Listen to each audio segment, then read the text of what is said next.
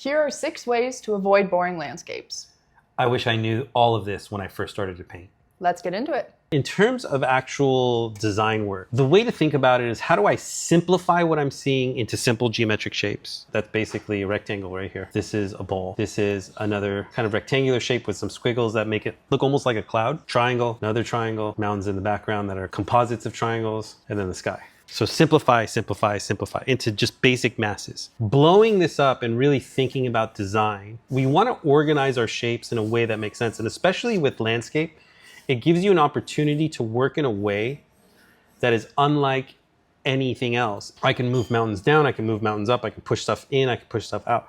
So really, the first question that I have is, what interests me most? Well, I really like this. Then I'll build out this area right here. I'll give myself some idea of, there's these trees here. And I'm just concerned with the idea right now, not with proportions and all that stuff. Then I have a mountain right here and another hill right here. And this area right here is there's a huge range of color and value. So in creating the rest of this, I need to make everything move towards this in order to get my eye to move into that direction. So there are clouds that roll across. Well, what I would love is for the clouds to kind of move into this area and then get lost, right? So they do roll across, but I'm pushing them down, really down, making it really dramatic. So that what happens is your eye is like, oh, okay, this is going across. Oh, wait, I need to change directions because it just runs right off the page, right? So now I'm forced to look at, well, these mountains go across, and it's pushing my eye into this. This is commonly known as an S-type composition, right? There's a giant S. Very, very common composition. And to complement that, well, maybe I bring this down and make the tree a little bit more prominent right here, right? To give you both depth and to give you something to look at to get you to really go through here. Maybe I make this corner a little lighter.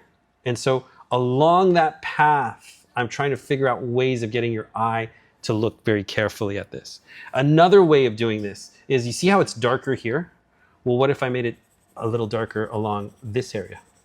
Again, reinforcing that S. So simple letters for me have always been the easier route of understanding. Let's do something interesting with this. I like the sky, but I don't want it to be too big. So what if I push this up? What if it's just that? That's all you get, just a little taste of the sky, right? I found deprivation to be a great way to keep somebody interested. And what I mean by that is, you see this pattern right here? I want to break that.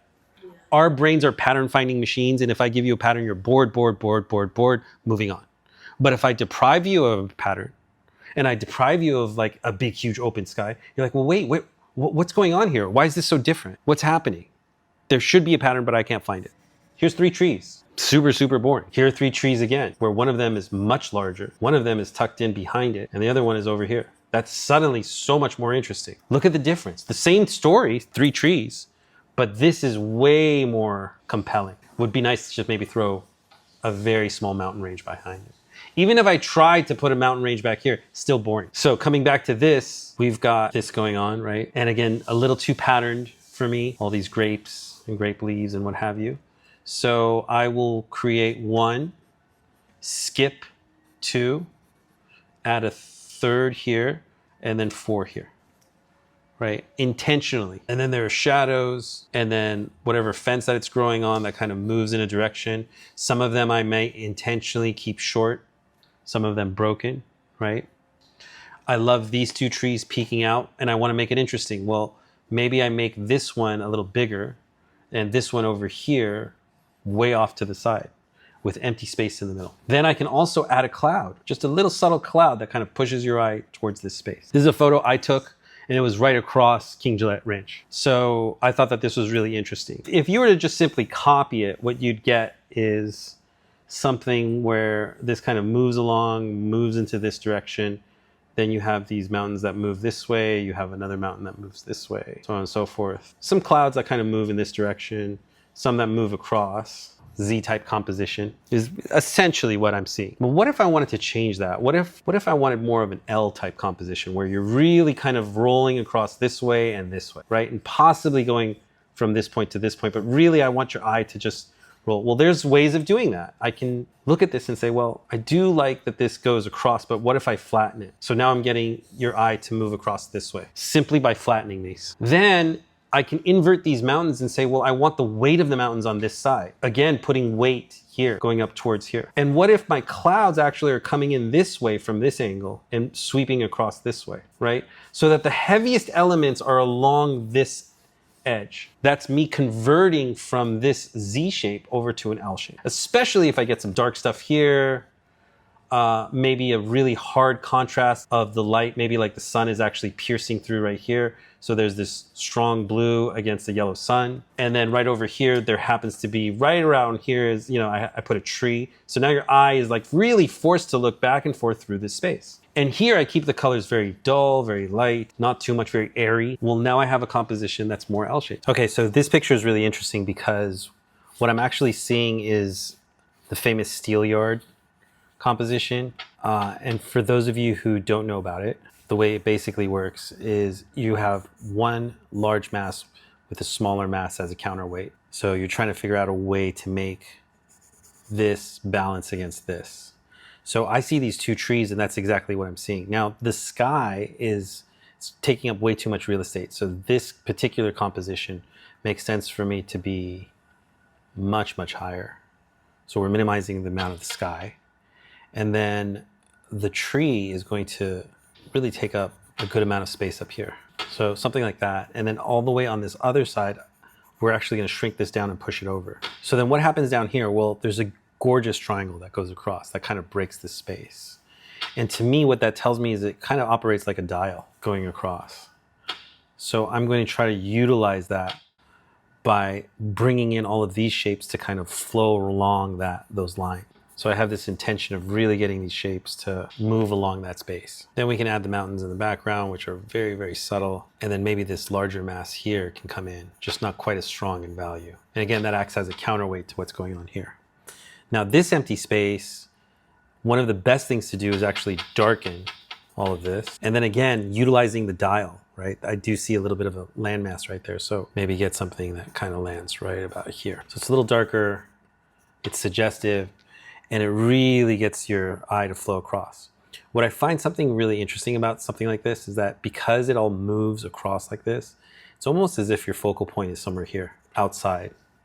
So it's like a lot of movement is created as a result of a dynamic composition like this. And one more thing that'll add to the composition is extending into the water the reflections. Good luck. So there's a lot going on here, but how can I translate this into something that makes sense? What are things I am unwilling to get rid of? I'm not willing to get rid of the sky. I'm not willing to get rid of the grass, and I'm not willing to give up the mountain range. So let's get that in there, right? Before we even hit the trees, I'm not willing to get rid of the mountain. So the first thing I see is this, and it pretty much runs across flat. So I'm just going to flatten it out just for my own sanity. There we go. So I don't need the parking lot. I can get rid of that. Now the mountain. Clouds are roads. The first time I heard that, I thought the person was crazy, but then I realized it's so true. Clouds really are roads. They're nice and big up top and they start to get skinny for the most part. And it directs your eye to where it's going. These clouds are definitely roads. They really tell you where to look. Now it's the camera that's skewing it into that, but still. This tree is really interesting to me. Love that. Love how it breaks the space. This is 100% an L composition, especially if I leave this one out, right? But it could also be a U composition. So if I make this kind of the dominating tree, it's really big, it's super tall, and it takes up this space right here. And I think of it as a large mass. Too many people paint trees as if there's all these spots of air and so on, and it kind of falls apart. Treat it as a large mass and then add the space in between later. So there's this tree. And then let's say I do like this, but it's just way too tall and way too powerful. It feels like it's dominating the whole scene. So I can either make it smaller or I could push it off to the side and keep it large. Let's try that. So it's big, but it's off the page. Well, now I have a great composition. There's this and this juxtaposed against each other, and your eye flows from this side to this side and then up towards here. So it's kind of like the number 6. That works for me. Well, what can I do to push the number 6? Well, I could put a building right here, get a little pop, which there is one. So I'll put a building in that space. I could also put a smaller building right here. I can maybe this part, there's a building here. I could stick that behind, tuck it up, tuck it over. I could also create somewhat of a, there's this pattern here. So what if I push your eye just like a road by creating a pattern in the grass? That's very subtle, but I create some kind of pattern in here where these are darker and so on and so forth. This is a little lighter. And now your eye is forced to be pushed into this space. Even stronger might be something here, right? And I get rid of this one. That to me is great composition. Oh, this is empty space and it's not working. Well, make it darker. Our eyes don't like dark. So I don't need the roses and all that, but I can stick them in there. So you see, I get to pick and choose. Oh, well, what about all of this? Well, you can put some of it in there, but just make it suggestive. You keep it low chroma, you keep it low contrast, not a lot of contrast, and the focus stays on this. In fact, based on this drawing, I think this would be a great demo. Going back to that same composition, and this is something that most new artists would freak out. Oh no, I got some blue in there. Well, maybe it works out to your advantage. Just wait and see. Just wait and see. Okay, initial block. I used to go crazy when I watched other artists paint this sloppy. Like, you were out of your mind. But they would tighten it up and tighten it up and tighten it up to the point that you never knew that it was this sloppy. So why was I killing myself to get a perfect clean block? And what do we say? Like, here's the big peak, then dropping down and going across. So again, this is just a sketch. And guess what? I'm gonna mix the two colors and I'm gonna put it right there. Right? What does that do? It gives it atmosphere. It ties it together and it makes it feel like, oh, it's almost as if it rolls up and gives it distance. Now for the sky. These mountains pick up a little bit of light, so there we go. So now I'm going to figure out, well, what color is that? Well, I'm seeing actually a reddish green. That's a nice dark color. And remember how I said it's gonna be just one large mass? Painting it as a nice big block, and then you can refine it later. Same thing here, pretty much the same color, maybe slightly darker. I'm basically taking this, sticking it up here. I'm gonna show you later how I apply all of this in real life. White buildings in the background, so here's one, here's two. We talked about this 6, right? This number 6. That same color I'll use for my clouds. I like that little stripe right there. Maybe something here too. That movement. I wouldn't mind it sweeping across just a little bit. Just to peek through. And we talked about, well, populating this area where it's not too saturated. So watch what I'm gonna do.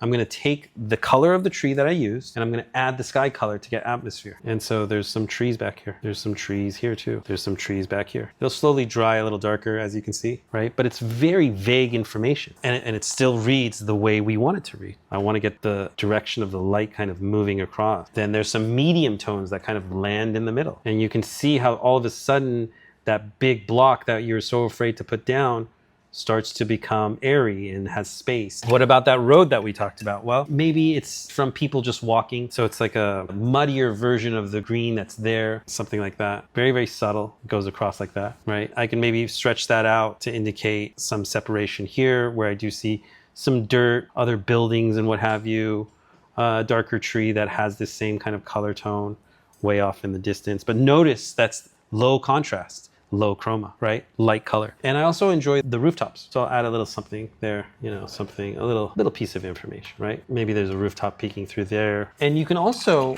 this is a fun little trick. I'm gonna use a little bit of a grayer color for other buildings back here. You know, there's a building back here, there's one right here, just little dots or what have you, just to indicate. And this is the kind of simple sketching that you should be doing outdoors often. And finally, you know, the same way that I have something kind of going this way to kind of move along, well, maybe I have some light patches going across in this direction, which kind of gives you that 6. And that's how I create movement. In this case, I'm gonna lighten my corners to make my composition work. And then the rest is just refinement. This is, you know, stage 1 is done in terms of your paints, laying it all down. Now you refine. That's how I can take this super complicated information and simplify it into something like that. Well, we hope you guys enjoyed this video. And we now offer membership, so please check that out on our channel. I hope to see you guys there. Yep. And we'll see you in the next video. Bye. And we're back. I can't keep my hands still. Yeah. You have to like, that was good. That was pretty good. That was really good. Yeah.